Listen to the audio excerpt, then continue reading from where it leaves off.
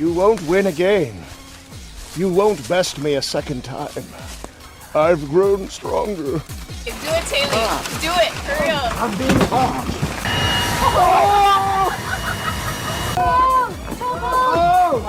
Tap out!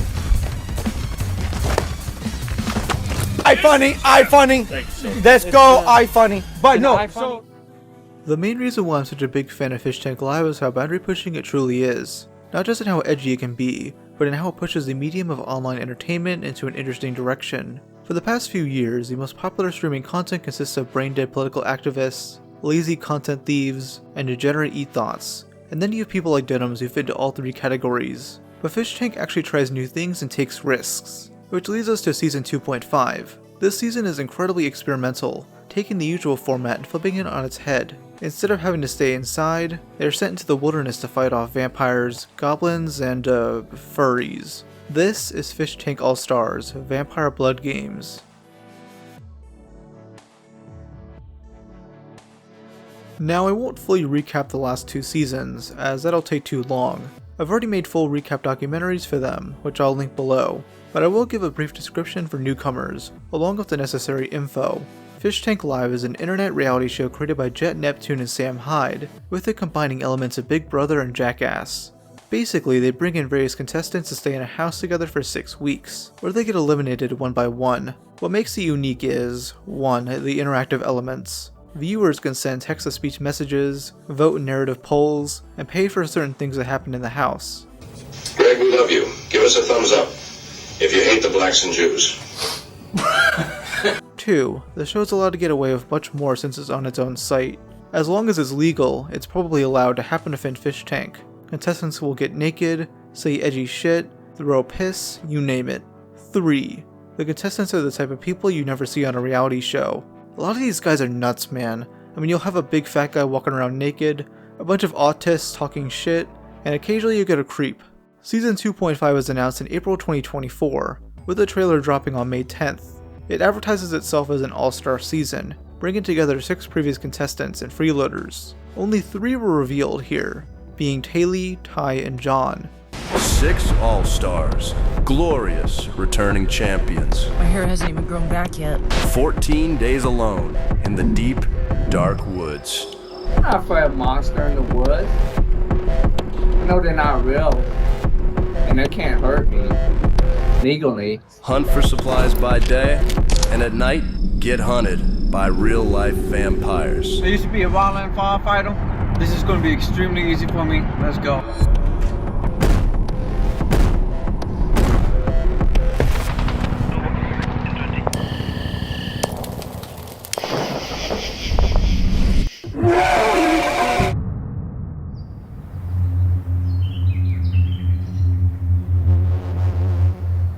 The other 3 will later be revealed to be Jimmy, Vance, and Letty. Instead of lasting 6 weeks, this season will only last 2, and will take place in the woods. These 6 contestants must collect weapons and other tools to survive, as they will be fighting off vampires. This all takes heavy inspiration from the end of Season 2, as a bit of LARPing went on. LARPing as in live-action roleplay. The finale incorporated various freeloaders and NPCs, or non-playable characters, helping the contestants gain special advantages. Fans really liked this aspect, so Jet decided to expand upon it. The same day the trailer dropped, an investor stream occurred where Sam and Jet elaborated a bit more. Most notably it was Airsoft Fatty's entrance, where they debated on what role he should be. Well, would you be a vampire? Would you want to be a vampire? I'd be down for whatever. You guys could literally tell me, hey, I want you to be a fake person in this and get them fucked over, and I will go fucking happily do it. No, he's got to be a vampire. Yeah, vampire. Armor Vampire Juggernaut. Vampire Lord Juggernaut. Yeah. In an APC. Do you also want a sword? I've got plenty I can bring for us. Okay, Chris I've got like a real sword. The season was supposed to begin airing on June 1st, but it got delayed until the 25th so that the crew could finish setting up. Before we begin recapping the season itself, it's best that I go over these 6 contestants. First is Taylor, who is one of the 3 finalists in Season 2. She was known for being a fake 1488er, having a love-hate relationship with Frank Hassel, and having a bit of a villain arc. She was one of my favorites last season due to how determined she was to win, as she wasn't afraid to come off like a bad person. Her most notable arc was a brief fight with Trisha after Jimmy got kicked off. Speaking of Jimmy, he's definitely the most divisive contestant in Fishtank history. He's a pretty psychotic guy who could occasionally lash out against other players. He almost assaulted Taylor, threw him out at Brittany, and fought dirty in a boxing match against TJ. Despite his massive faults though, many agree he was one of the most entertaining people in Season 2. He'd ramble on about the most random shit, say every slur under the book, and have various autistic meltdowns. Him and Tay have since formed a close bond since the season ended, though more of a brother-sister relationship. They occasionally stream together, and get referred to as the Chuds. Vance made it to the top 3 in Season 1 and became a production assistant in Season 2. He's the fish out of water, so to speak, being pretty normal, though most people are normal compared to these guys. I'm holding the power of everything around me, everything everywhere around me. He's pretty chill overall and works well as the everyman. His most notable moments include his interactions with a doppelganger named Lance, pretending to be schizophrenic for a challenge, and his let's go monologues. There's also John, a Season 1 fan favorite due to his alpha male persona, retard strength, and self-proclaimed European accent. John is a wild card who is pretty easily gullible, and the other contestants have a love-hate relationship with him. In fact, John's pretty much burnt every bridge he's made with everyone in Fishtank, especially Letty. Letty is the 5th contestant, who made it to the finale of Season 1, but lost to Josie. She was essentially the heel of that season by messing with others and causing drama. She was also known for seemingly having a scat fetish and garnering an insane fan base. Her and John would feud over the latter contacting her ex-boyfriends, which crossed the line for her. Though if you can't tell, John is fucking retarded.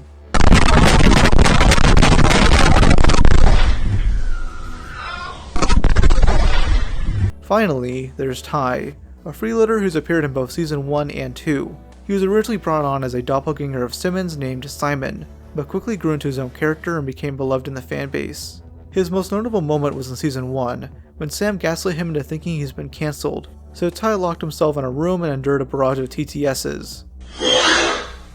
Your career is over before it even began. Hope you have a plan B, Bing Bong Chomp.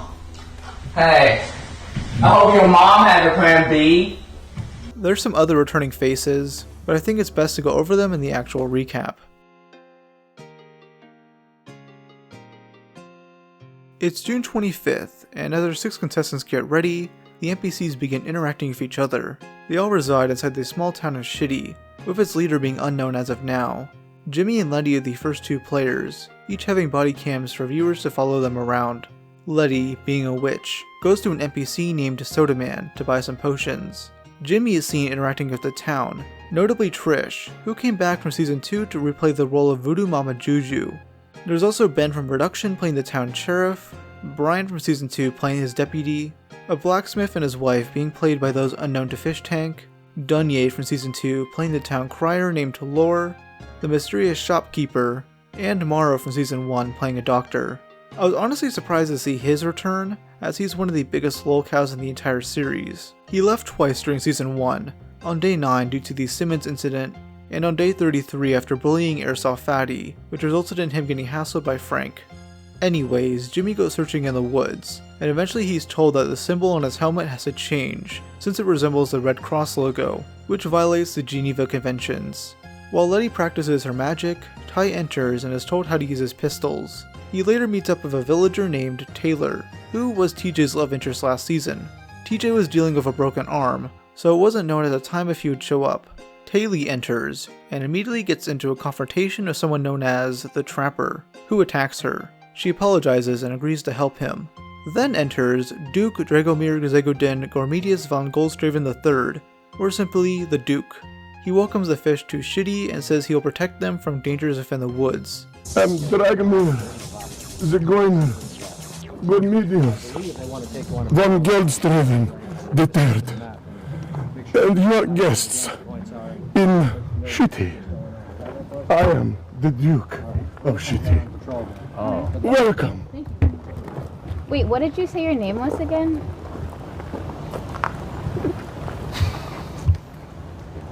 Forgot. Welcome to my ancestral home.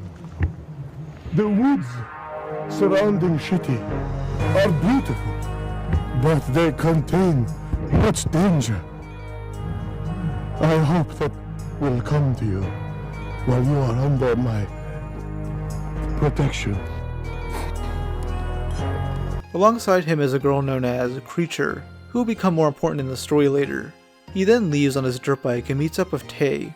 It's announced that Vance won't be showing up until day 3, as he has a few shows to perform at. So to take his place is Greg Helsing, another freeloader from Season 2. For those unfamiliar with Fishtank, he's the fake Mr. Beast guy. Mr. Beast! Welcome to your final test. I'm Mr. Beast. We can scrap the yes, cause I've never missed a beat. Legitimately the GOAT of the series. Brian tells them all that the Duke is an immortal vampire and shouldn't be trusted, with the blacksmith backing him up by saying he's been the mayor for centuries. All the current fish meet up at the iFunny workshop, where Jet joins him to explain a few things. The agreement with our sponsors is when you go in the iFunny workshop, you have to say thank you iFunny when you exit the workshop. Oh, okay. So let's try it again. So like, for example, Ty, grab something. Grab that. You got, can you come out? Yeah. Thank you, iFunny. Yeah. Got I just don't want to piss them off. Just like the actual only real sponsor we've ever had. Is this, it's not a gaslight? What even It's not a gaslight. Okay. Cool. Guys, go to ifunny.co and check the top banner link. Featured. Featured. Look at featured, look at collective. Thank you, iFunny. iFunny has the funniest memes on the internet. Go check it out! Yes, iFunny is actually sponsoring Fishtank, though Jet later confirmed that this is not a paid deal. The fish then arrive at base camp, where they talk in order to figure out their sleeping arrangements. After exploring the woods for a bit, they return to camp where another talk with the Duke occurs. Ty makes the following remark about the Duke and the other vampires. What are you modeled for, Balenciaga? Well, they sex traffic kids. I mean, he's not wrong. Why you repping their shit? Yeah, why you wearing Balenciaga, bro? That's some weird shit. Balenciaga trench coat, weird, strange. The fish then practice riding on the Duke's dirt bike, with Jimmy managing to ride it for a full lap. The town fair then begins, where they all play hide and seek. Letty wins, but is accused of cheating since she hit out of bounds. Ty manages to get her out of trouble with the sheriff by drinking a charisma potion. The Duke and Ty talk alone, where the latter is manipulated into not trusting his team. Towards the end of the fair, vampires attack. Or, I guess, zombies. The team manages to fend them off, and Ty tells the others about the Duke's manipulation. While guarding Jimmy at the porta potties, Ty is confronted by Cage the Daywalker, played by boxing instructor Scott Sullivan. Once things begin to wind down, John makes his arrival in the most underwhelming way possible. You guys ready for John tent? Oh shit. Yo, what's good, everyone? Nothing much. So where's that teddy bear? They begin to talk more, with John giving updates on his life. He works on a party bus, owns part of a restaurant, is running for city council, and started a non-profit. Xavier then arrives, an NPC who acts as a lore master. Jet interrupts the conversation to let the fish know of this, and then lets them continue. Xavier offers an alliance with the fish, which they consider. Now I will let ye strike the first blow in this veritable battle of words and wits, for the sharpest blade is the blade of the tongue. John and Jimmy form a secret alliance, and they snort powdered caffeine off John's Bible. The other fish make jokes about them being gay. The duo are then attacked by vampires, leading to one of the show's biggest instances of failed roleplay, here referred to as Fail RP. You're down, fail RP, fail RP! Fail RP, get down on the floor! What? Yeah, get down on the floor. Fail RP, get down! Fail RP! Fail RP! Fail RP, get down! Fail RP! Fail RP, get down on the floor! What the fuck, guys? Hey, hold up. Don't fucking cuss at me. Don't fucking cuss at me. I don't know this fucking slang. Listen to me, bro. Hey, you gotta don't go down. At me. Don't cuss at me, bro. Stop being a fag. Hey, dude. I'm not being a fucking fag. You are being a fag. Don't Go down cuss when I at me, hit bro. you. Bro, I'm not gonna. If you gonna fucking cuss at me, get the fuck out of my face. Nah, bro. Take nah, it down. Fail RP. Nah. Fail RP! Yo, mods. Give a fuck. I don't Mods, fail RP. Shut the fuck up. Jimmy manages to heal John, with Letty using a potion to heal him. At the end of each day, the crew singles out one fish who did extremely well and levels them up. For day 1, that's Ty. During the late night, the fish explain their reasoning for competing, mainly being to have fun and go camping. John escapes the view of the camera after being called gay by TTS too many times, so Taylor calls him out. I just said that if you keep walking away when they call you gay, it's gonna piss. away when they called me gay? No, I walked away. You stop responding to everything they said to you, Why though. do I need to Like as respond? if you're offended about being gay. I mean, look, man, I'm just trying to be chill. I'm just trying to be chill I don't even want to hear what the fuck you have to say, John. I'm just saying I'm trying to help you out, John, so you can go fuck yourself. Okay, I was trying to help you out. Alright, you fucking faggot. You fucking faggot. Yeah, you fucking faggot. The next morning, while John showers, Tay admits she shouldn't have escalated that argument. She also tells her group that she's been feeling sick and dehydrated, so she spends time away from the show to treat her heat stroke. Jimmy, Greg, and Ty are seen chopping down a tree, which John joins in on. John then engages in the following argument of Brian.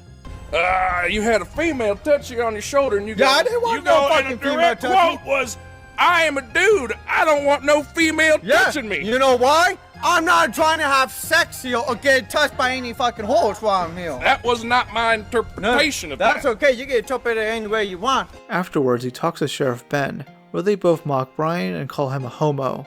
That, coming from John, is hilariously hypocritical. Ben then holds a meeting and tells the fish to wear goggles during attacks. Brian interrupts him, resulting in Ben scolding him. Stars. I think they're vampires. Deputy Brown, will you shut the fuck up? Shut the fuck up, Deputy Brown! While I'm talking! See that porta potty right there, Deputy Brown? Yes, sir. You got your gun on you, right? Yeah. Go on that porta potty. It's loaded. Go kill yourself in that porta potty right now. All right. Get in there and kill yourself, son. The blacksmith's wife goes missing, so the fish venture into the woods to find her. There they bump into Xavier, who asks Jimmy to duel him in Yu-Gi-Oh! And for Ty to set up a date between him and Tay. They all arrive at the arena and battle the guards, with the final one being resurrected and interrogated. After being called gay by Letty, John meets up with the Duke, who wants John to be his ally. Tay is given Xavier's note and meets him in the woods, where Xavier pretends he never invited her and isn't into her romantically. To be clear, I never sent such message, and I was never really that interested in you. You're not my type to begin with, to be fair. Thank you. What do you mean, thank you? Because I... What do you mean, thank you? You're what? I'm taken. You're what? I have a boyfriend. You do? Yeah. What is his name? I'm not gonna say it. You know? No. You have a boyfriend, you say? Are you happy with him? Mm-hmm. How much? Very. Really? Mm-hmm.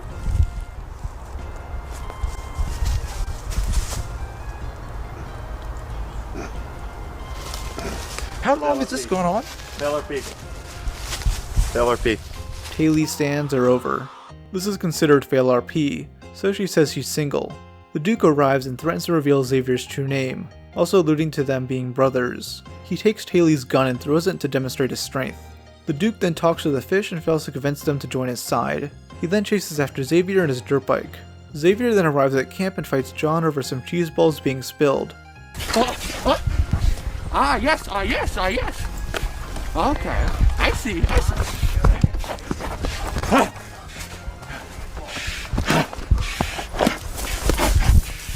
Your experts do not hunt those things. They are doing it. You see? John believes Xavier is also a vampire, as Xavier asks John for blood. The fish are then individually interviewed. Tay calls John a narcissist, with Ty saying the same thing in a more flattering way. John then has a fight with Cage, where John wins and gets $500. Jimmy gaslights Letty into believing there's an NPC who wants her to get dolled up and put on makeup, though she still asks about it. During that night's vampire attacks, Ty uses an invisibility potion and wipes out loads of them. Invisible potion, I'm invisible. Got you. Invisible potion, I'm invisible. No, you do. I'm invisible. I'm invisible. I'm invisible. I'm invisible. I'm invisible. I'm invisible. I'm out. It begins raining, so the fish head back to base and defend it from more vampires. The attack ends in the town, where John steals various items from the shop. Xavier then drops some lore, saying that they have 12 days to collect 5 artifacts in order to kill the Duke.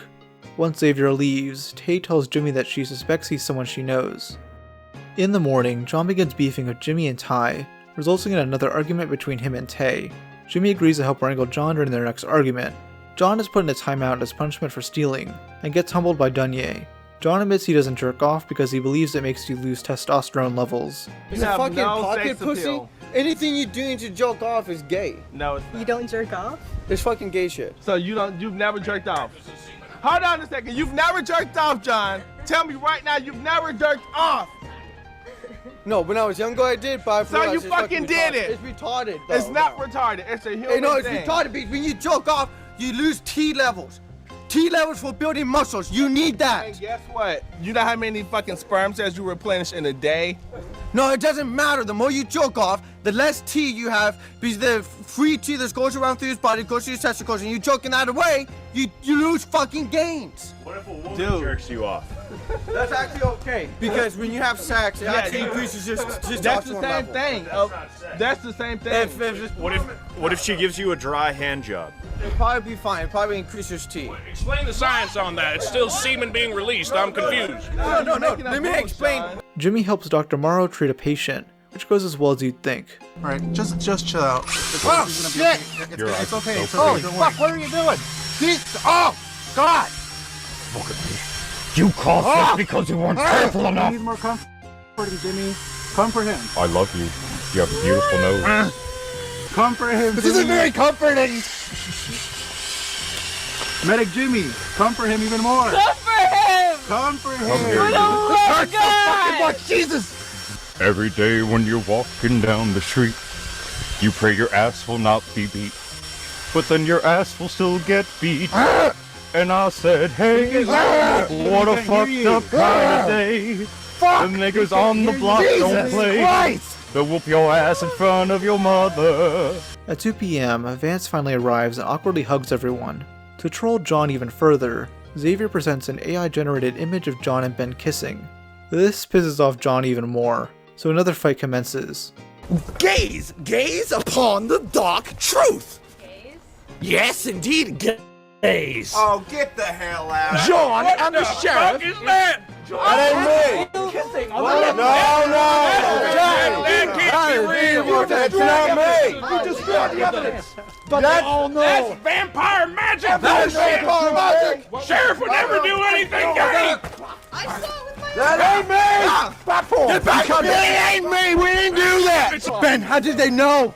How did they know? Wait, what? That's fail RP. You gotta give him his sword back. How did they know, Ben? I thought it was vampire magic. You tell me that's real. Ben, you told me, Ben. Where's that damn witch? It was you with your witch magic, wasn't it? You made me kiss him. You did that to us. You did that to us. I didn't do that. You made us do it.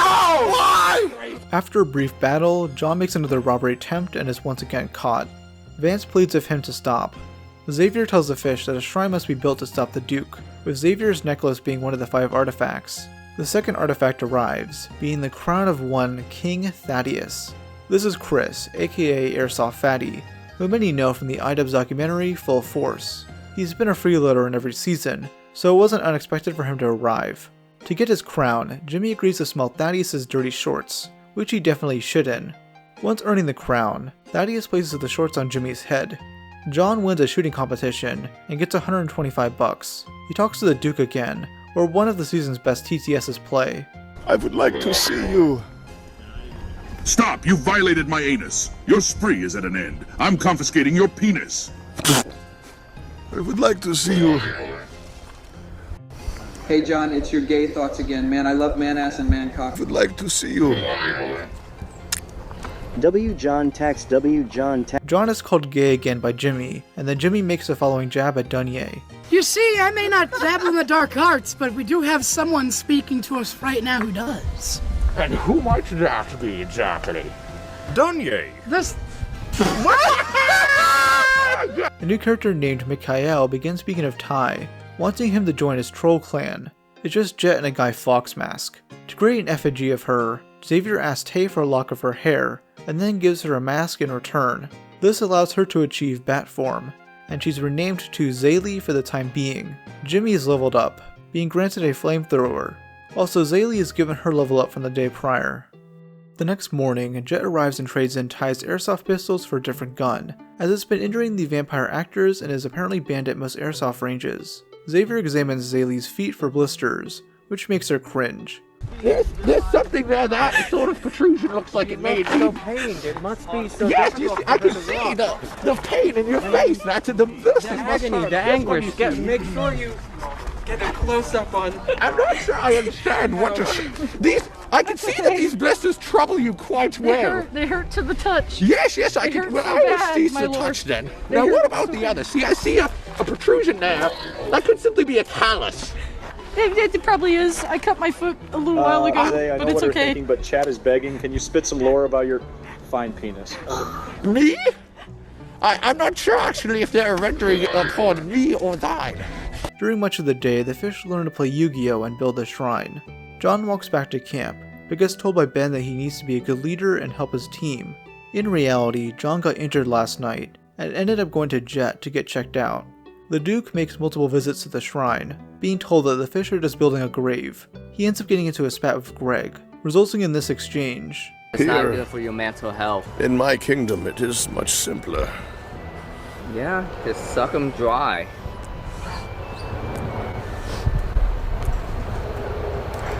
Is that what you do, Duke? Suck them dry? Don't start that shit with me, Greg. You suck 'em dry. We both suck them dry. Whoa. Dang. Shit, Now we're in a real bind. quick. Now we're in a double gay improv bind. There is no return. Yeah. Except for an AI kissing video. Wow. John then returns, updating them on his knee injury and telling them about the presidential debate from the previous night, which he never saw.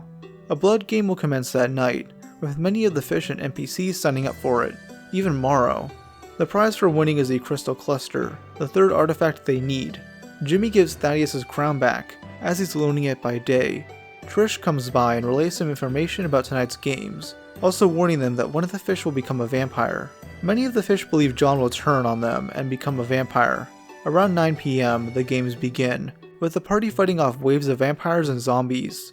Dunye and Chris act as commentators, basically shit-talking the fish and fellow NPCs. John, how does it feel to have two long black things in your hand while being mad? Exactly, blue. Jerking off to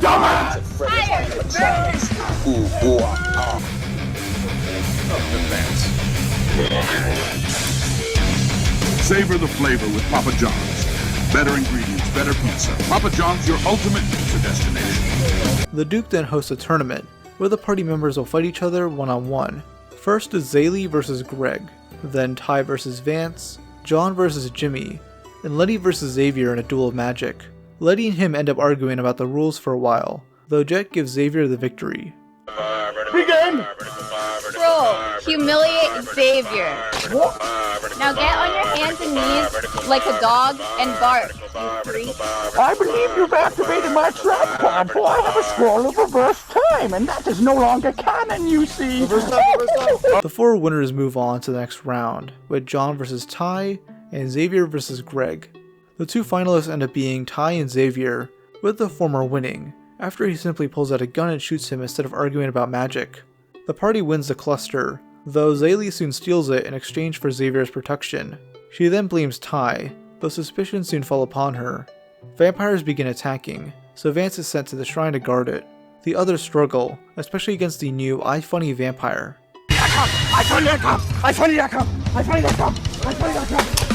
John is given a level up for fighting today despite his injury, though he argues with Jet about not getting any upgrades. During the night, a raccoon attacks the camp, and John seemingly goes missing. He returns the next morning, and Letty is asked by the shopkeeper to build a new table for him. She declines and has Vance do it, since he needs the gold. Jimmy is told by Sodaman to convince Brian and Taylor to snort powdered caffeine of him. He returns to base and sees Creature walking by, where he awkwardly blows a kiss to her. After demonstrating his strengths for John, Xavier gives Letty fear spells, which work on him too well. She asks to learn explosive magic, but is told that it can only be used by Muslims. John gets into a standoff with Xavier, over the latter apparently being a gooner, which John doesn't like. You shoot me in the face. You're going down on the ground, and your nuts are gonna go bye-bye forever. John, if he shoots you in the face, I think. If he shoots me in the face, I'm tackling this boy. You're about to lose an eye. Oh, More life. I will fight if I lose an eye still. John, let's not lose a life over this. I am going gooning. I am respecting. No, that is gooning. Watching anime and look at anime girls is gooning. I know your type. You incel. Get back, you incel, or you will lose his head and testicles.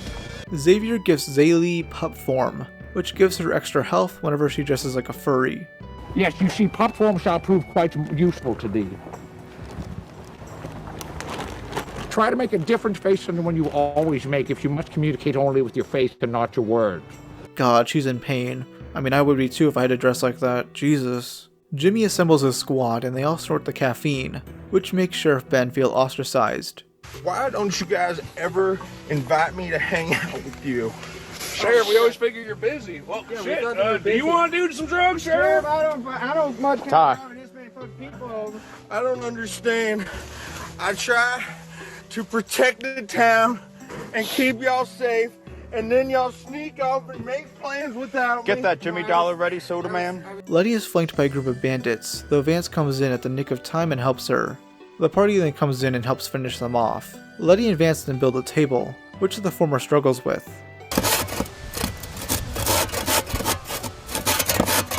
Zaylee convinces the others that Thaddeus stole the crystal cluster, so they all begin to despise him. He tries breaking the table they made, but luckily fails.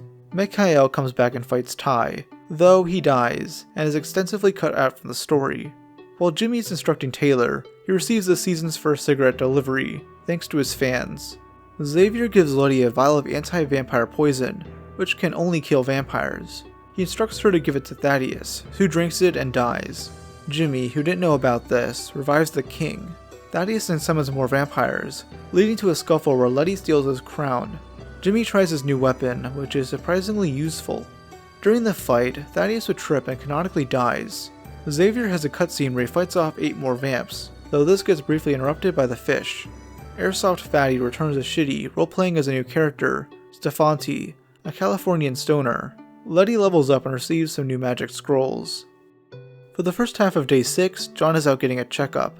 The town of Schitty has faced multiple different robberies, so Vance supplies the villagers of weapons and agrees to improve the table he helped to build.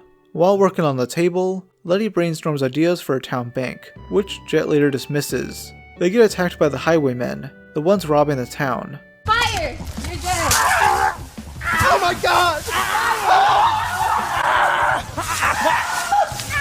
Soda Man tells Ty the truth about Zaylee, which is that she traded in the crystal cluster in order to obtain her pup form. He tells Jimmy, who confronts her about this. She tells him about her big brain plan of allowing Xavier to protect the cluster while she collects enough money. When she does, Zaylee plans to pay the Duke in order to learn Xavier's real name, using it as leverage. When they arrive at camp, Vance somewhat understands, though Letty makes him distrust Zaylee. The Duke then makes a visit and destroys the table using heavy weights. This table is the finest I have seen in my days. Oh, my God, I'm so sorry. I have destroyed the table. Please, we must put it back together.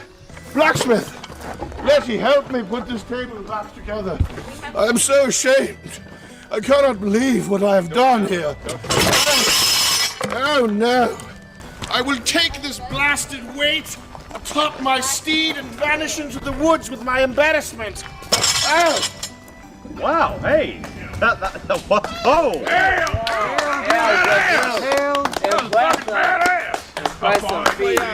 I regret so greatly that I am the one who broke the table. I must vanish with my embarrassment. Perhaps you should stand back a bit.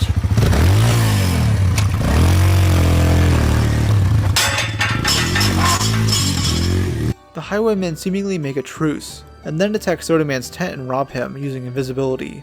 During the rain, Xavier visits them and slowly reveals his supposed true identity. He asks Zaylee pointless questions and then shows a cue card. He refers to himself as a 19-year-old computer science major, which begins to set her off. To give some context, Taylor has been dealing with a stalker ever since season 2 ended. He's apparently doxed her, sent her voicemails and poems, and even went to the season 2 house and took pictures. Xavier is merely doing this to troll her, but Letty caught on early and tells Taylor to take his mask off. Well, I don't know why you wouldn't. Rip off his mask! You sound a lot like someone I know. Really now? Yeah. Intriguing. Especially a 19-year-old computer science major. I don't know what foul implication you're making here. Do it, Taylor. Do it, Taylor. Do it, for real. I'm being harmed. Please, holy. No. Oh, God damn it, boys. I'm being harmed. Please help me. Let my master go! Unhand him! Don't do it! Unhand him! No, actually do it. Letty continues the fight as Taylor storms off and doesn't return for the rest of the night. Xavier then introduces his acolyte, DJ, who is really TJ, the winner of Season 2. Letty and Jimmy discuss what happened, with both of them realizing that Xavier isn't actually Q, as he's apparently not fully updated on the lore. DJ and the fish successfully rescue his wife Taylor from the highwaymen. These men come back, announcing they found something known as the Xeno Stone. It's been so long. And now they're going to... During the fight, Ty is defeated and turned into a zombie by the Duke. Letty uses her magic to win the battle, and Xavier reveals that he is the Duke's soul trapped in a Yu-Gi-Oh card. Ty returns to normal soon after, and they now have the stone. John returns and has another talk with the Duke. He agrees to become a vampire in order to learn Xavier's true name. King Thaddeus, who was resurrected again the previous day, attacks the party, specifically Jimmy. After losing a Yu-Gi-Oh match to Xavier, John goes to bed early. The others are then attacked by a goblin. Why do you have... Hell no! Oh, hell no! It's mine! I deserve it! It's mine! It's away! It is mine! I want this. I want this one. Whoa. I want it. Give it back! In my bag. It is mine. I want it. Oh. Never mind. Get off! Get off! I want it! You deserve it! Help! It's mine! I earned it! Get away from me! Ah! Stinking pig! It's moving! Get off! It's mine. It's on your back. It's on my... Why do you have to Glue him to Jimmy! Before going to bed, Vance is leveled up, earning armor. John is also given a wheelchair for the time being. In the morning, Brian accidentally breaks the wheelchair, so John jokes about it being some sort of assassination attempt. The town decides to hold presidential elections, with John showing support for Xavier running. The main person to run against them is Ty. The others question why John would help Xavier, as they were doubtful when Tay was helping him. John says he's doing this for strategic reasons, as they need his Yu-Gi-Oh cards to help defeat the Duke. To prove her loyalty, Tay burns a pup costume and announces that she is canonically breaking up with Xavier. Jimmy goes on a quest of Creature, who can now speak, but only to him. Under Dunye's request, Letty begins pressuring Jimmy about why he was kicked off Season 2. This becomes one of the season's most heated arguments, as Jimmy begins dancing around the question. Listen, Pisswitch, we really shouldn't be fucking talking about this right now. Why? NEBFP!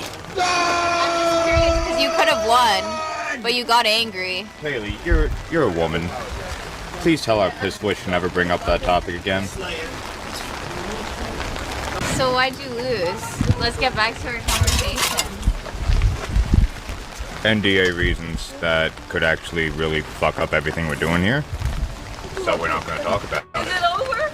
Well, isn't it because... Do you like taxing? We're not going to talk about it no more. Isn't it because you lost your cool? No, actually... You freaked out?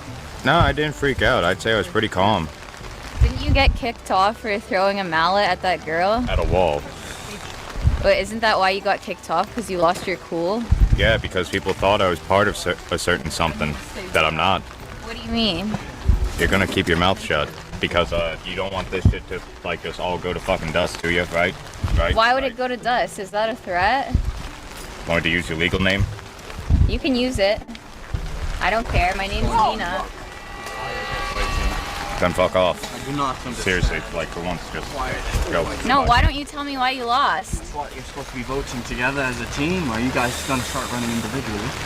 I was honestly rooting for Jimmy this season, but shit like this shows his true colors, that will be mentioned a bit later. It's just cringy how tough he's trying to act, when he's doing this shit to Letty, who can actually take what she dishes out. Though to be fair, Letty didn't come out as great in this argument either. Later, Tay tells Jimmy that she's proud of him for not escalating things further. Xavier ends up winning the election, and John places Thaddeus' crown upon his head. The other fish scheme to assassinate John, comparing him to Lenny from Of Mice and Men, as they suspect he's throwing the game on purpose. They end up not going through with this, as Trish tells them that the vampires can appear during the day now. They are attacked by a few, with Jimmy saving his team. Another massive argument ensues, this time between John and the rest of his team. They're mad at him for giving up the crown, not supporting Ty, and overall just being retarded. John admits that he wants to be a vampire, just giving the fish another reason to kill him. Xavier eventually gives John the crown back, though the argument never finishes as more vampires attack. Jet forces John to leave the show until his injuries get better, and he obliges. Greg has been getting drunk throughout the day, and he ends up tackling Xavier. Deputy Brian ends up tackling him in return. Unhand me, rogue! Unhand me, please! I found this most foul! You're on the ground, baby. You've gotten my garments dirty! Again! Not how sumo works! Make Greg King big gold belt Greg. Oh shit! Oh shit! Tap out! Tap out! Tap out, son! The fish hang out by the campfire for a while, with Ty being blindfolded. Letty and Jimmy make up, with the former admitting she was just asked to start shit. John comes back and starts beef with Vance, as he was the one proposing they assassinate him. Vance defends himself by saying he thought this was essential to the story. The Duke meets John alone for the 100th time and reveals Xavier's true name. The Duke then turns John into a vampire. I've gone for my part of the bargain. You gotta go down. Don't hurt your leg.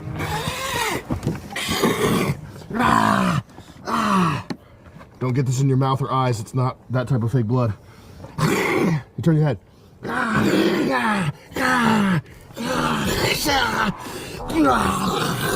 The others find John tied up and are immediately suspicious about what happened. Are you okay? No.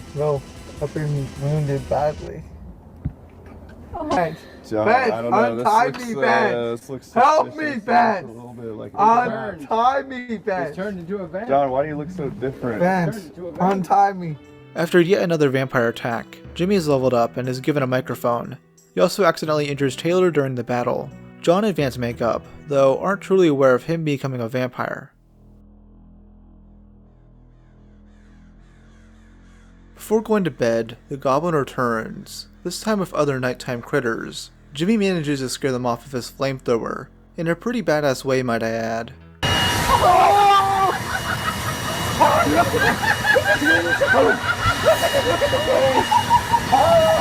The Goblin something is red!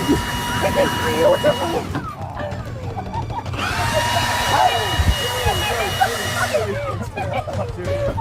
Jimmy, knock that off. Okay. John's treachery begins the next day, with him telling Creature to steal his teammates' guns and begin arguing with Soda Man. Vance tries to calm things down, but John keeps going as he now has moderator status since he's a vamp now. To combat his anger, the villagers all T-pose. Xavier transforms DJ into his pup form, basically making him into a cringe furry.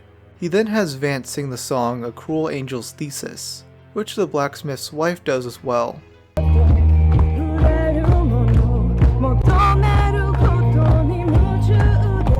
Donye then teaches the fish how to talk in Ebonics. And brother, you forgot number 8. What was number 8? Oh, sorry ass nigga. So when you say like you're a sorry ass nigga, it's typically a baby daddy or a boyfriend that don't do for their kids, or they just fucking cheap. Sorry ass nigga. At least I take care of my kids. Exactly. Yes, Jamie, you get an A. Vance and Ty complete a quest to find the blacksmith's son, who is a grown-ass man looking for his lollipop. When they return, they find a picture of Vance kissing John hung on the board. Xavier breaks a mirror, which curses both Letty and Tay into speaking in Chinese accents. Factory go. We use MSG and aspartame. They both do a horrible job, so Jimmy takes over and then asks John to do the same. I can barely speak English as it is now. He have good point. He don't speak Chinese very well. The Duke then arrives. Oh wait, I'm sorry, this is the Ice Cream Man. Totally different character. What are you? I'm Mr. Chocolate Ice Cream. It's me, Mr. Chocolate Ice Cream. Oh, Mr. Chocolate, good to see you. Thanks for paying us a visit. It's me, Mr. Chocolate Ice Cream. I'm not the Duke. I'm just a guy who really likes chocolate ice cream. I can tell. Can I have a bite? Yeah. Oh, It's yeah. good. Get that chocolate ice cream in your brick. It's so good. Apple bottom. Then the Duke arrives and instructs Jimmy to roll up John's pant leg. The Duke then tells Jimmy to do a Jewish accent now, which he does flawlessly. Oi, V, listen, you've got to try this powder. Whoa. I got it for $5.99 down at the corner store. My rabbi gave it to me and my child. My child complains that his bum is hurting, but I don't see why. Sometimes my bum would hurt after I saw my rabbi. It's okay, we're God's chosen people, so that's why half of our religion is just tricking God. And then in exchange, God technically doesn't wipe us off the face of the map. Oh yes, of course we can turn the Goyim into gay pagans. No, that won't backfire on us like with Emperor Hadrian, who destroyed the first temple. What do you mean the anti-fab communist faggots we've created now hate the Jews? Oy vey, who could have seen this coming? Hey, Hannah Bellinson. I warned you. And now it's too late, isn't it? Jimmy is soon told to stop, and John reads out some new rules, basically stating he can't be called gay anymore. Xavier asks Letty to make Fatty her familiar and massage him with oil, which he doesn't want to do. Xavier tries his best to market Fatty as a great pet, and he soon takes his shorts off. Honestly, I'm surprised it took him this long. Jet then tells Jimmy about this new game, Jimmy Craft. In this game, Jimmy has to fuck 8 dogs while fighting off both Taylor and Brittany, the girls he physically confronted last season. Go beat up a female. Jimmy, next time focus on having sex with dogs instead of punching women. Beat up a fucking female real quick. Let me see that. During that night's vampire attacks, the Duke smashes Tay's weapon for the second time that day. Believe me, I will be your most useful combatant with an axe in my hand. I will be the most useful combatant like this. Yeah! Oh no! At around 2 AM, Jimmy leaves Goblin Watch to figure out who sent a TTS. This gives the Goblin a chance to strike, but the fish end up befriending him. That morning, John begins calling TJ gay for wearing his furry costume. Thaddeus argues with Letty and periodically sends out waves of vampires throughout the day. A message from the Duke appears on the bulletin board, telling them another artifact, the Staff of Worms, has been stolen from his vault. It's hinted that a nearby homeless person holding a stick knows more info, so Jimmy talks to Creature. Creature is mad at Letty for not doing her own quests, so they argue while Jimmy speaks on Creature's behalf. Jet then turns this into a scripted fight, where Letty and Jimmy team up and fight a vampire. Afterwards, Creature begins flirting with Jimmy. She then tells him that the Staff of Worms is on the move that can't be obtained at the current moment. Thaddeus tells Letty to give a letter to Xavier, and then scares the shit out of her. Now get out of here, bitch! No! Jimmy duels Xavier, which wins him more Yu-Gi-Oh cards. Creature, and then Xavier, tell Jimmy and the others that the Sharks, the Duke's personal mercenaries, have another artifact they need to retrieve. In their first attempt, Vance and Letty fail, so they invite the others for another go. Thaddeus begs to join them but gets denied twice, though he still joins them anyways. Vance manages to sneak by the mercenaries and retrieves the artifact, which is a satchel. Inside was a hentai pillowcase, which is given to Xavier. The Duke then arrives in his truck and gives Jimmy driving lessons. Here we go. Crash it, crash it, crash it, crash it, crash it, crash it, crash it, crash it, crash it, crash it, crash it. Here we go. Shut up, spirit. My word, now to the right, a hard right, Jimmy, onto the path. Yes. Perfection. After this, Letty gives an interview that gets interrupted by both the Duke and Greg. Because when he tells people to do stuff, if they don't do it fast enough, he just does it himself. Wild Randy then arrives, which has been alluded to by TTS messages and AI-generated songs for the past few days. He's played by Alex Stein, a conservative provocateur who appeared as a freeloader in both Season 1 and 2. Not too long after entering, he manages to fight off both Ty and Dunye. He's eventually defeated and then attacked by production members wielding toy hammers. Vance, Tay, and Jimmy complete a quest to protect a priest, though halfway through, Jimmy takes a smoke break. The Goblin showed up to play Jimmy Craft with him. The Duke, confusingly acting like the ice cream man, force feeds Vance again. He is a mincing dandy, but his sexuality is unspecified. It's never exposed in the law. Mr. Praline Buttercake Ice Cream! A bounty is placed on John, so a few of the fish protect him. They restart the battle after making John identifiable as a vampire, though this resembles a good old Shane Dawson. The fish only help him towards the end of the fight, pissing off John. He's revived, though not fast enough for his liking. They then must create an emote to use when audience members pay for it. It's the beginning of day 10, and Lenny asks Jimmy to talk to Creature about the Staff of Worms. Sodaman also says that he's running out of life-saving potions since Letty didn't help him with his snake oil scheme yesterday. John wrangles up the NPCs, who are mad at the other fish for stealing their things and overall acting entitled. The others point fingers at John, since he's guilty of those things. John asserts his mod status and tries taking control over the situation, with Jimmy pointing a gun at his head. The argument continues, and Jimmy nearly gets into a physical confrontation with John. Yo, Jimmy, fucking. Okay. Fuck your faggot fucking mob privileges, you stuttering fucking retard! Every fucking day, we have to put up with your shit! Relax. Now fuck off! Get out of here! Leave the fucking game! Get off me! I've had enough of him! Not this faggot in the mask and Chinese hat again. What the actual fuck went wrong in your life to do this as an adult? He heard faggot and turned around and said it was about him. My ability to hear shit talk from miles away will prove most deadly to all those who would run afoul of my name. In fact, I believe it's time I use my scroll that I've been saving for this opportunity. The scroll of whoever sent that TTS is a pedophile. Indeed. It seems. Xavier then has Jimmy and John compete in various different challenges to see who is worthy enough to claim the cluster. Both first need to get a kiss from a girl, which John manages after using a charisma potion on Creature. Jimmy begins feeling insecure since he can't get a kiss. He feels like production is trolling him by weaponizing his so-called ugliness. Letty and Vance finally manage to sell Greg snake oil by convincing him it will improve his dance skills. It will improve your dance moves tenfold. Ah. Yes. How much so? Will I be on America's Got Talent? Yes, and you will win. Can we see a moonwalk, Greg? I don't know how easy it's gonna be on this terrain, but sure.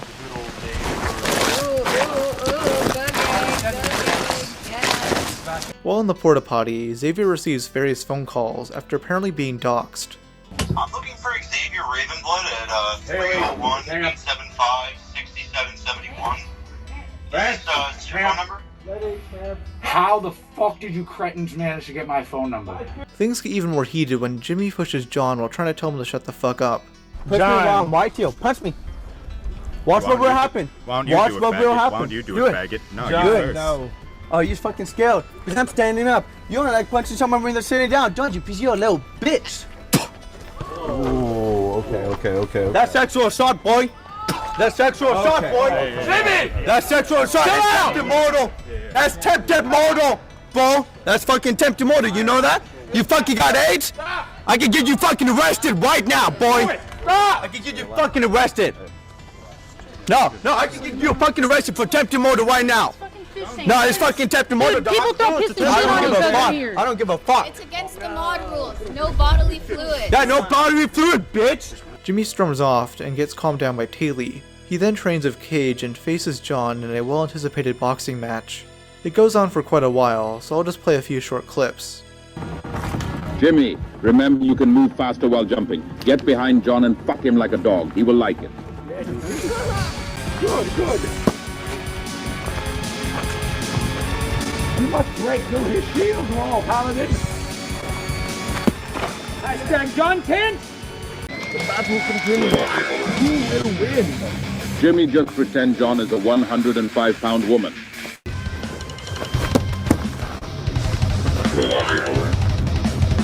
John, you have the body of Ellen and the boxing skills of Webster.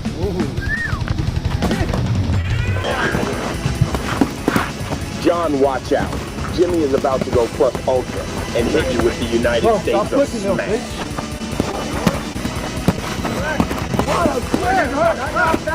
Break. Jimmy wins fair and square and is awarded the Crystal Cluster by Xavier. John briefly walks off, though returns and is told to knock it off or he'll get eliminated.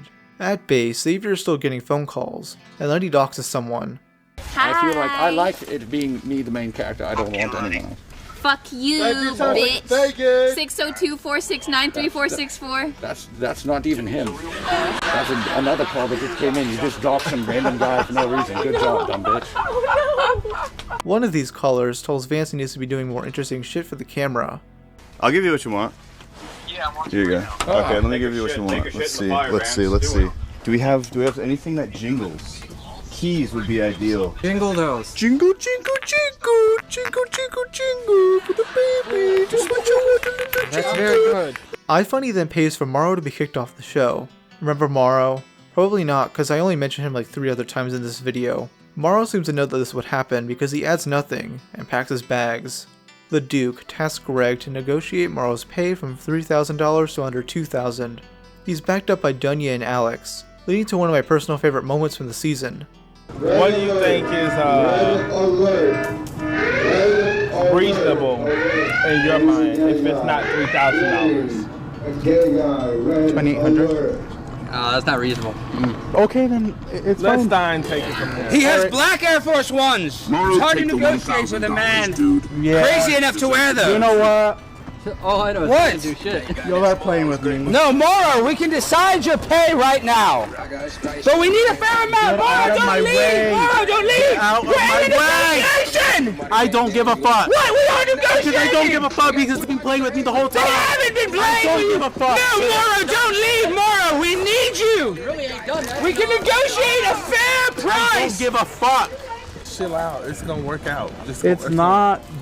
I'm just saying for right now, for this. Like, because they're trying to play me because you know what? They let Twitter get to their head. And they said, you know what? I hate Mario, so we hate Mario too, baby. That's it. Cool. Cool. Fill up P, baby. And that's that. And y'all let Twitter get to your head. And that's fine, baby. Have a normal life. I have a life that I enjoy living. So, was I cool to you the whole time? Was I nice? You were nice, but that's not the point. The point is you're on a show. Point, but I was nice to you the whole time. Yeah, that's why you deserve $1,500. Okay. I don't deserve anything. I think we'll get you $1,500. You good? Just chill out. You're gonna get the money. I know, think but you should go yell and I scream know you may more. feel the type of way, but like. But I didn't go and yell and scream. Y'all called me over here. You gonna get the money for the experience. I didn't come here for the money this time. Well, me too, but I came here to make some money too. Damn. But let's be real. You're mad because of the way you're exiting. And well, yeah, that part too. Because why the fuck are you guys making me go out like Simmons? Greg. Is this what Simmons did? Is Simmons arguing about That night, in honor of 4th of July, the second Blood Games commenced. The last person standing in the rave will win access to the time-slowing ability. The fish and NPCs fight off waves of vamps while Bex and Max perform on stage. A fire starts, so they leave to let it clear out. The vamps then keep coming until Jimmy is the last one standing, winning him the ability to slow time. He'll only be able to use this ability once per day. Jet then levels up Vance and Luddy for the previous 2 days, since he forgot to do so. Oh, and here's what Fatty was doing all day.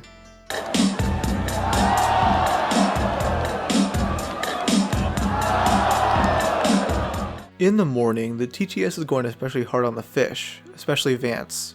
He's told that he needs to touch the woman on his team and gets reminded of a fake 2018 incident, which will be a running gag from now on.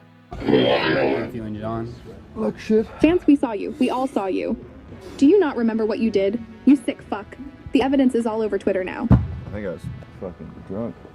John and Thaddeus spend a while annoying the other fish, and then John climbs on the roof of Luddy and Taylor. The latter gets taken away, so he tells Thaddeus to kill them all. Once they get down, Vance strategizes and says they should hide all their loot up there so Thaddeus can't get to it. A plague has infected the town, though in reality many of the NPCs are dealing with hangovers from last night. The fish are soon attacked by TJ and his wolf pack for not letting Xavier finish his lore dump last night. One of the wolves uses the scroll of puppy play on John, which he doesn't like, thinking it's too gay. Well, baby, come up there, you silly goose. Oh, there, you little pigeon. Don't you want to play? Get back! Get back! Everything that's fun and gay, you must puppy play. John, I want to play puppy with you, John. John, you're being silly.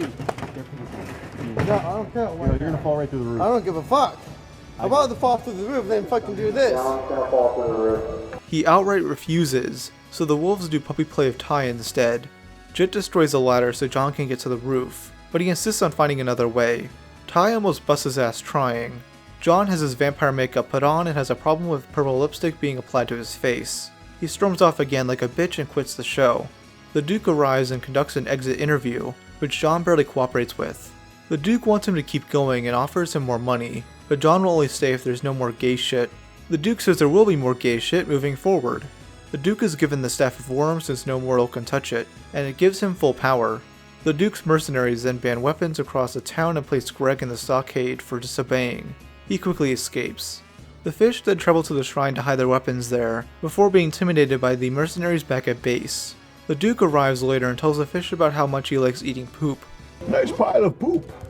Yeah, I don't. That looks like some good poop. I just ate some poop myself. Oh. Yes.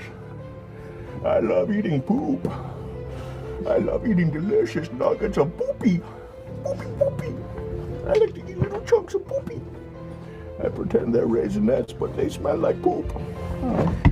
Oh. Oh, I'm dripping upon you. I drip upon you. I am in aquatic form right now. The fish then set off to find the elusive red bandana shark, where Duke strangely comes along to help despite the sharks being his own men. They catch him, and Letty uses the Scroll of Feet worship to entice the shark into revealing needed information. He says they need a master hacker named Foss to obtain the staff for themselves. While the Duke talks to Taylor, she is attacked and transformed into a vampire. Darkness embraces you.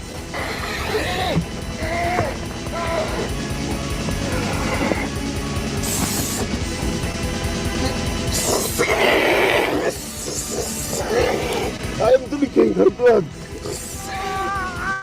Don't get it in your mouth or eyes, it's not that kind of blood.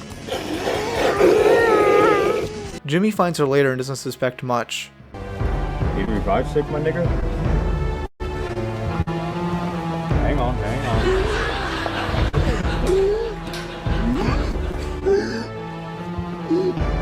Here. I'm just joking.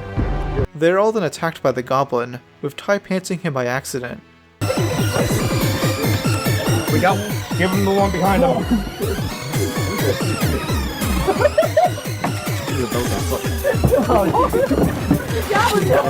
The Duke tries setting Jimmy up with Creature, who also goes by Mary, but she's not into him. Vance is still made Jimmy's wingman, which Jimmy feels is just another way to humiliate him. In a fit of anger, he says this about Vance's ex-girlfriend. Vance is lucky as fuck I didn't throw out his ex's name. Oh, you know, the big no-no name on the banned list. Yeah, nah. Don't fuck with me on this shit, alright?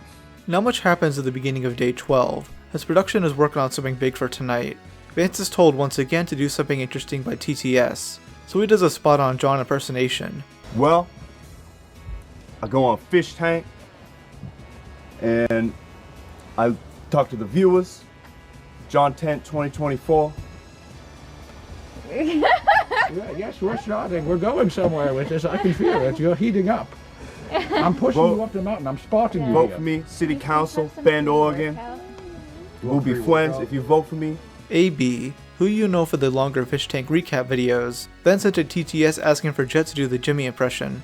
And it's like, yeah, no, if you went through season 2 and saw the things that like me and Tay went through, it doesn't even pale in comparison. Frankly, it's this kind of the same stuff that I went through, like the Utah programs. It's like they copied the same Utah programs and just implementing it into the show. So if I look grumpy today, just know that it's like not related to the stuff that's going on. I'm just dealing with a couple personal things. TTS then mocks Taylor for not helping out as much, comparing her to Anissa Jomha. Xavier then tries giving her advice to deal with bullying, which she's disinterested in. Later that day, the fish find the hacker they need, Faust, who totally doesn't look like Mikhail, guys. The fish then attack the arena and find a safe, which TTS helps them solve. During the commotion, Tay is taken hostage but is eventually freed because of her vampire powers. Jet then announces the season's Cell Challenge, which will take place on top of the arena's tower. The prize will be $4 grand, with Mary, Ty, Jimmy, Vance, and Letty competing. Tay is confused at first why they're still up there, and Jimmy quickly leaves since he doesn't need the money. Thaddeus then appears in the tower and sings a new rendition of Simple Man by Leonard Skinner. Attrition me as simple!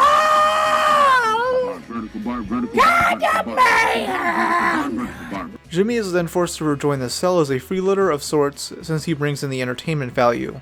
They are soon joined by the Goblin, the Trapper, Jet, Ben, Trish, and many others. The director's cam then shows us two Fishtank fans, Cairo Keen and Oddbod60, entering the nearby house. They are both made to stay in their own version of the cell, which is filled with wood crating. It's basically one big hamster cage. Tay is then invited to join the cell, not knowing what's about to occur. Tay is pretty understandably weirded out by Cairo, who's pretty much just a lolcow in the Fishtank community. My first exposure to him was the dating show he did with Lance from season 1, where he ends up leaving. He's apparently made pretty nasty comments about some of the women in Fishtank, particularly Taylor and Summer. Both Tay and TTS pretty much bully him for the rest of the night. If either Cairo or Oddbod remain in the cell by morning, they can take part in the rest of the season. I'm sorry for being mean to you. I would love to grow Taylor's breasts. Cryo-Keen, why did you say this? Tell Taylor now. What did they say I said? You'd love to grope my breasts. I don't think I said that. I will send boots. I say crazy shit You also sometimes. asked me if there was a porta potty camp or something, or where I shower. You're asking me that? I did not ask. I seriously did not. You were asking where we showered. Well, yeah, because I wanted to see the camera of it or something. Yeah, because you guys were out in the You wanted to woods. see the bathroom cams? I didn't want to see the bathroom cams. I mean, we already saw everything, Taylor, in season 2, so it's not like there's anything to... I didn't. See, he didn't. Jimmy pretty much spends the night alone, though befriends the raccoon. Tay taunts Cairo and fires airsoft pellets at him, until Jet tells her to knock it off. You don't want to find out? Please don't shoot me. You don't want to find out? No. Why not? You're going to find out either way. Shoot me in the leg, okay? I read every Fishtank Live thread. Just get the fuck out. On 4chan. Just get the fuck out. Just get the fuck out. You know what they say on 4chan. You know what they say about me on 4chan. Because I know what they say. I've seen it, you sick fuck. Get the fuck out of here before I do something that you will not be happy about. He ends up leaving, as many expected. Both Oddbod and Tay visit the real cell after they finished, and tell them about last night. Vance ends up leaving since he doesn't want to pee in a diaper, and then Ty pees in the ladder, which Taylor soon climbs on. Sam, out of character, then tells the 3 remaining competitors to come down to talk about supposed legal problems off camera. It's unknown what this is about, but the issue is seemingly resolved and they went back up there. Letty and the shopkeeper then play Yu-Gi-Oh!, with her winning and obtaining the last Exodia card they need for tomorrow. Oddbot is transformed into a cat boy, though many think he's one of TJ's wolves.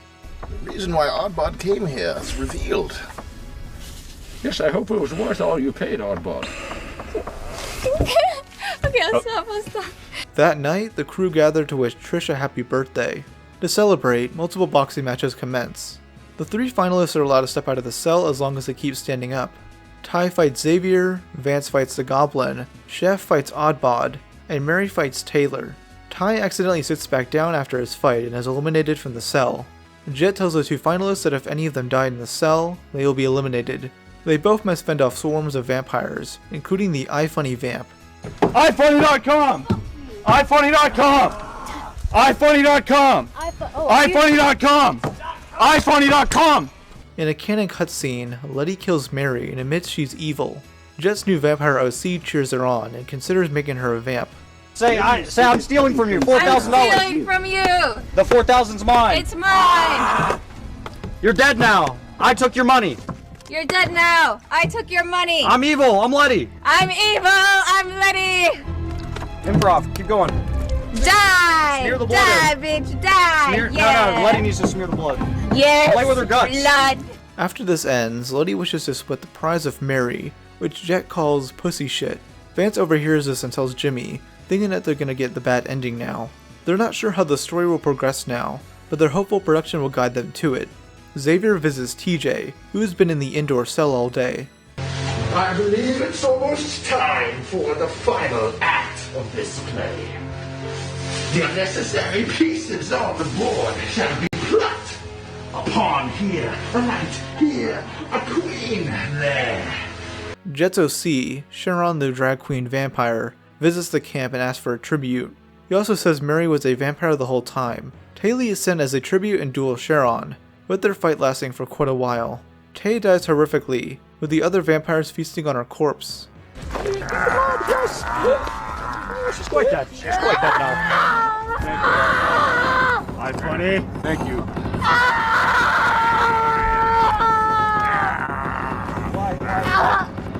This means she's eliminated and won't be fighting in the final battle tomorrow. Because of her sacrifice, Sharon and his vamps won't be attacking them anymore. The others mourn, but Jimmy seems to go nuts. He goes off on Fatty before multiple TTSs mention his rant from a few days earlier. Vance questions him on this, and more messages come up exposing him for multiple other instances of doxing. Also, there's a leaked text going around where Jimmy apparently harmed Hoarderman in self-defense. For those who don't know, Hoarderman is an elderly friend of Jimmy's who hoards various antiques and other random shit. He mentions him quite a bit in passing conversations. Now I'm not saying the messages are 100% true, but you never know. Vance is pissed but still trusts Jimmy a bit. If Jimmy is lying to him, he'll end up seeing the video once the season ends. I'll give you the benefit of the doubt, but like, doxing is fucking crazy. I take that seriously. Yeah, no, absolutely. It is not doxing. Okay. It is not doxing at all. Well, that's why I'm getting... I gave you the benefit of the doubt all season, but you're really just a weak pussy. You'll dox everyone for a show. Well, so what was I doing that would warrant that, though? Look, man, I was just in a bad mood. Okay, but don't fucking do that. Alright. Jimmy does not... Don't even threaten that. Don't bluff about that. What the fuck? In the morning, Jimmy apologizes to Vance, and he accepts so that they can focus on killing the Duke tonight. In a confessional, Letty shits on Jimmy for being overly emotional and for constantly bringing the team's morale down. Eventually, things calm down, and Letty opens up about why she quit streaming and being active online. I quit it for, like, a lot of reasons. I know. That's why I said, like, I completely understand why. If some of the stuff that happened last year isn't happening again this year, I probably will stream. It wasn't like hate at all, like it wasn't like people in my chat at all that was the problem. I actually had very good mods and the people in my chat were great. It was mostly like, well, like it was like after season 1, it was really difficult for me to adjust to like the very big change and like how many people knew me and like everything people like would say. But it was also well, you probably know, but like personal thing with like, I don't know, people talking about like my bot, like, yeah, shit like that stuff. And then all of that, like I don't know, it had a really big effect on me, and I like fucking started like doing drugs. Yeah, you don't want to do that. Yeah, I mean, I had done it before. I kind of like relapsed into it. Yeah.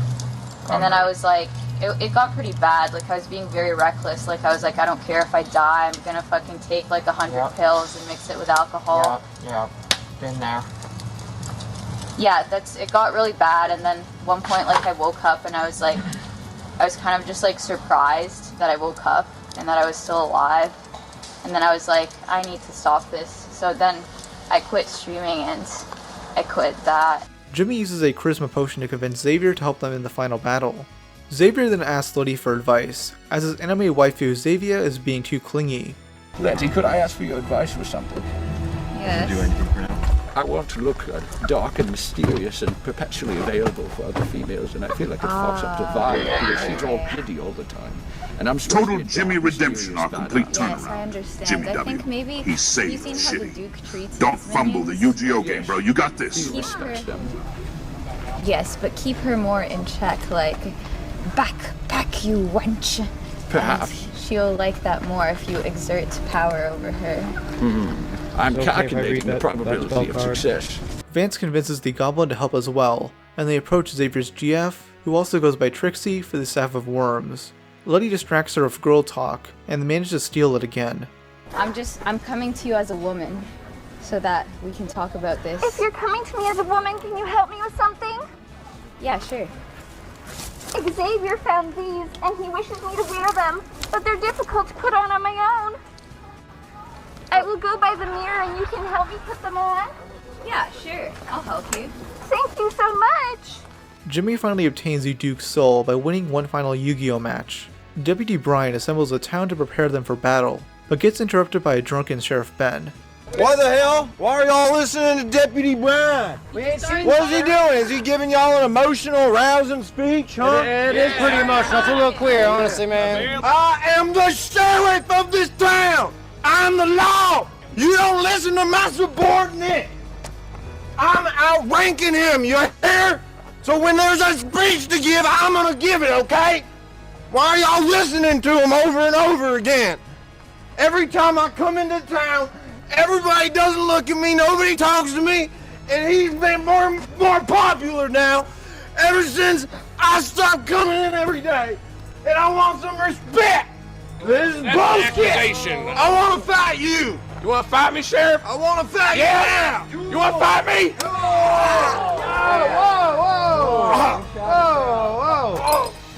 Sheriff, you alright? Cold-blooded. You shot me! You fucking shot me, deputy! I didn't want it to end like this, Sheriff. Oh, shit. Ben dies, and Brian becomes a new sheriff, with Soda Man as his deputy. A funeral for Tay is held where Vance wept. Taylor was the most fiercest bitch in the woods, you know? No bitch could do a sore face like Taylor. Beautiful person, very good at shit, and always has a cigarette. Pour one out for Taylor. A woman. Shout out to Fish for the SIG, and shout out to LSD. Thank you. We're in a funeral right now. Pouring that one like this. R.I.P. my girl. She knows I love her. Yeah, she looked good holding a gun too. At least I don't have to be scared of any more haymakers. I'll say something. Sister Taylor, you were an amazing teammate. I wish you could still be alive to help our team. And you're... Sig delivery for Taylor. Even with her being dead, this bitch is...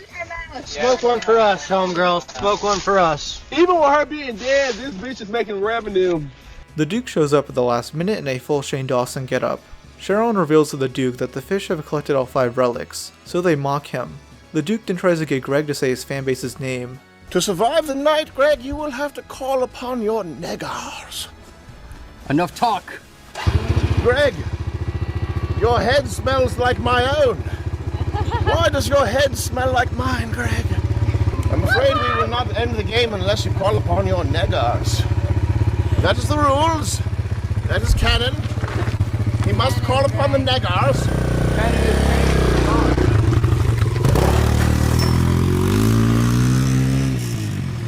However, Neggers unite, neggers unite, neggers unite, neggers unite, neggers unite. there is another group of neggers we could perhaps call upon. You may call these neggers quite nifty indeed. Believe we may have to resurrect Taylor after all. Her supple teat may be needed to nourish a certain person or persons who are entering into the fish tank with a polycule. She was quite supple of bosom and ugly of face. Greg, we are here for you. All you need to do is call upon us. Gregor Neggers. Gregor Neggers. Gregor Neggers. We believe in you, Greg. If you are not willing, Greg, to call upon your neggers, then there is another group of neggers who will surely be called upon. My people will know when I call them. Through the faith of God, anything is possible. Greg, please. Not the poly. Call upon ye niggers. Her polycule is willing to appear for a mere sum of $40 per day per person. I believe they will be doing some nasty fucking in the woods. Oh my God!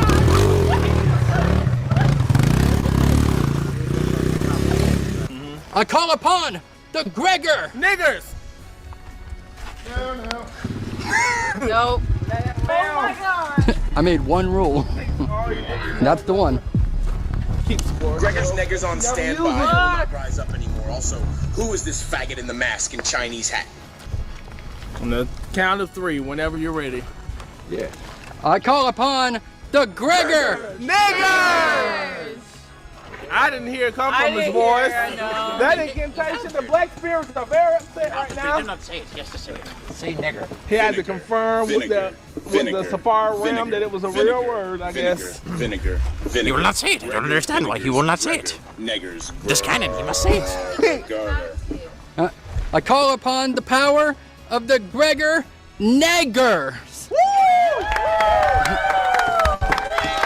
All right, he didn't even add the S on the bottom. That's very nice of him. While defending the shrine and the artifacts from his surprise attack, Vance is slain.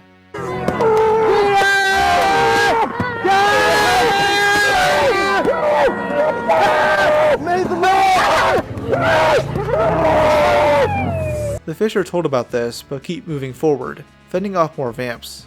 In a scripted fight scene, Greg demolishes more of the Duke's horde.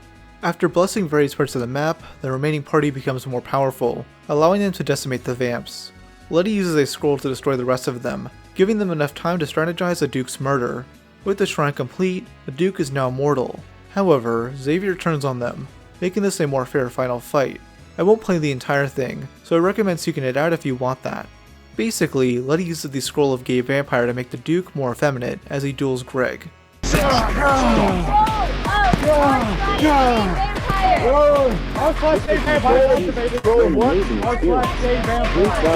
here, big boy.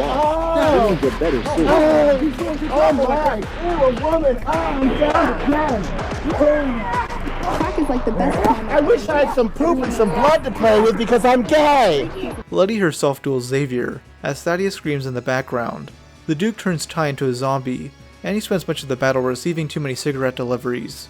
Yo! Let me give a shout out to Sport, Glover, Frank.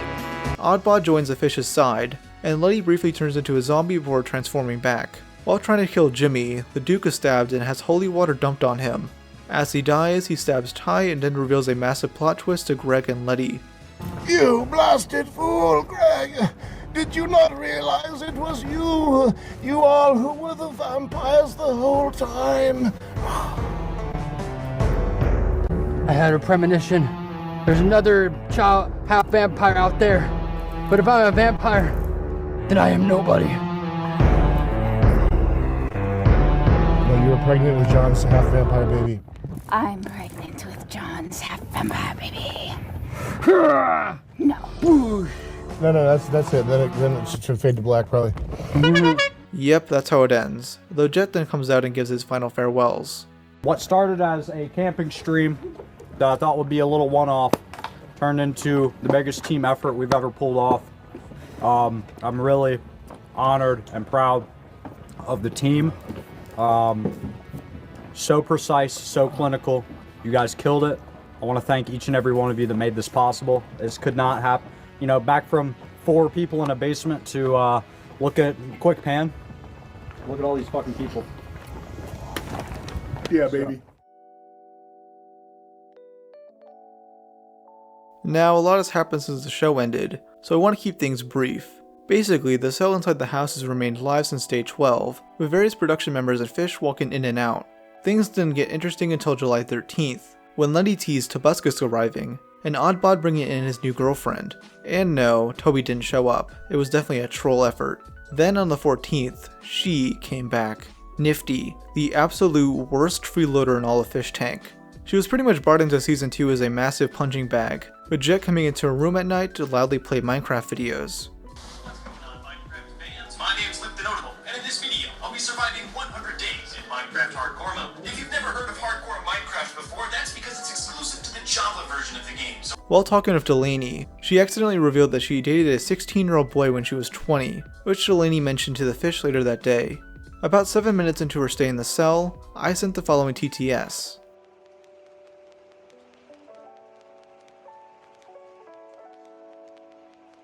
I think he's a liability. Since Nifty is here, when is Simmons showing up? I'm 16, by the way, Nifty. Please date me. Did you date a 16-year-old? Yes, when I was also a teenager. This gay nigger be like, this shit racist, this shit dry nigger. Yeah, yeah. Some people think that I was actively dating a 16-year-old as a 32-year-old woman, which is like getting. It's not racist if it's true. Just speak the truth, my widow. She was lying here, so I sent another.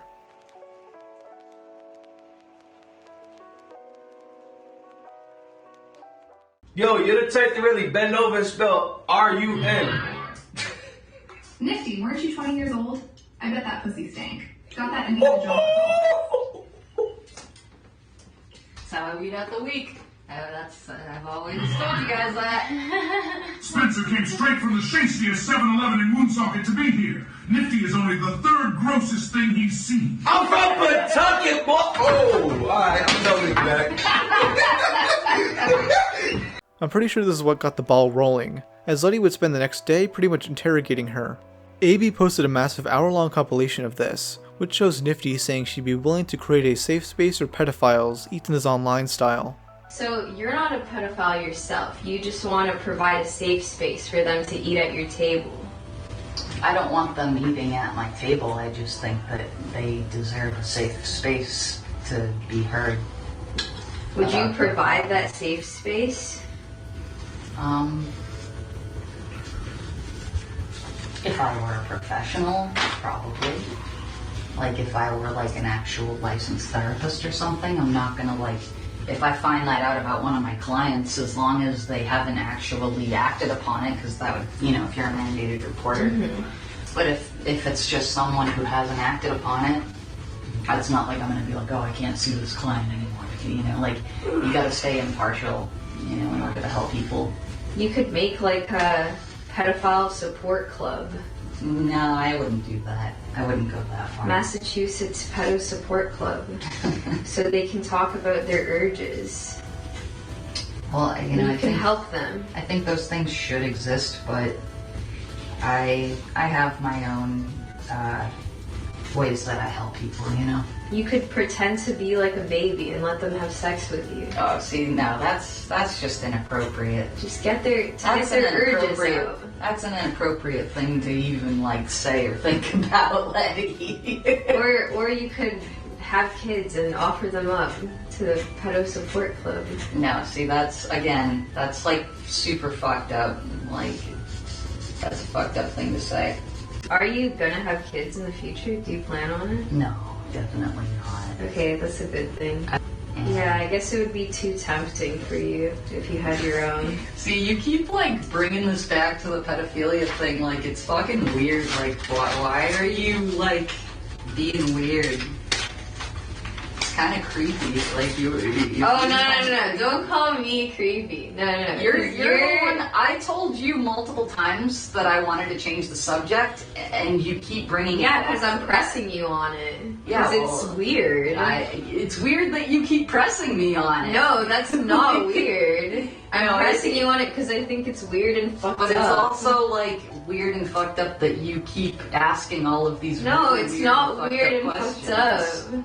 Well, you know, that might be your opinion, but in my opinion, it is. Well, I don't care what you think is weird and fucked up because you think that pedophiles should be tolerated. But you care about what I think is weird and fucked up? I said I don't care what you think is weird and fucked up because you think that pedophiles should be tolerated.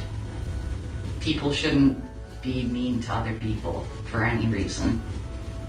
What about rapists?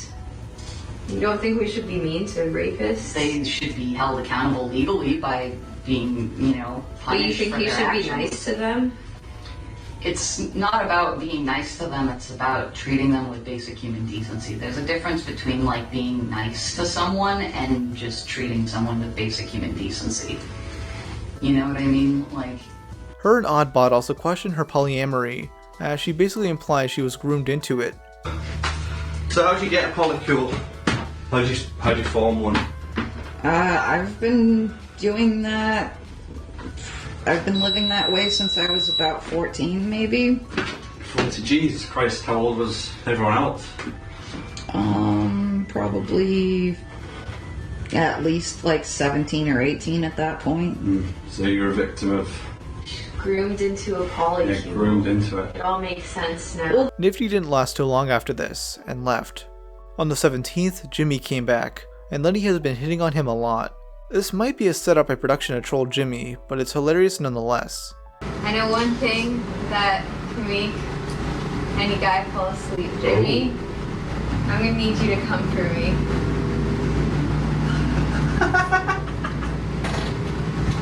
Do my ears deceive me? No, let's go, Jimmy.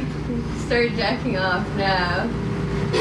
Jacket Jimmy, You see that? Jimmy. Jacket Jimmy. You see that? You see these two men? It's okay, I'll block them. What's on this one? You can do it. It's safe. As much as this flatters me, I'm going to deny your request. I can't get up under these conditions. Jimmy, you Listen, need some help? listen, well, yes and no. The help I need is privacy. And maybe some Viagra. Okay, Jimmy, you're gonna take your shoes off and get comfy. Okay. take your pants off. Okay, just get comfortable. She's got a good point there. What's that? Letty is imagining that big sissy retard cock. He will be yours, Letty. Don't you worry. I wouldn't say I'm a sissy, but anyway. Well, not yet. Uh-oh.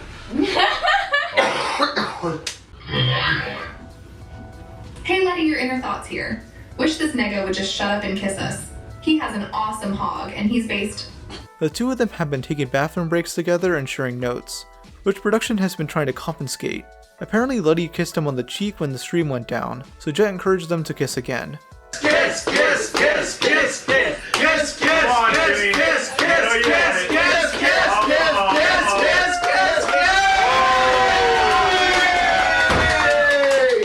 The two would make plans to escape, with Jimmy climbing out the window. They're on the second floor, by the way. Letty wouldn't escape with him, as she was determined to stay in the cell. However, she'd end up leaving for an hour during the early hours of the 18th, implying she went to see Jimmy. I'm just waiting. Oh, that is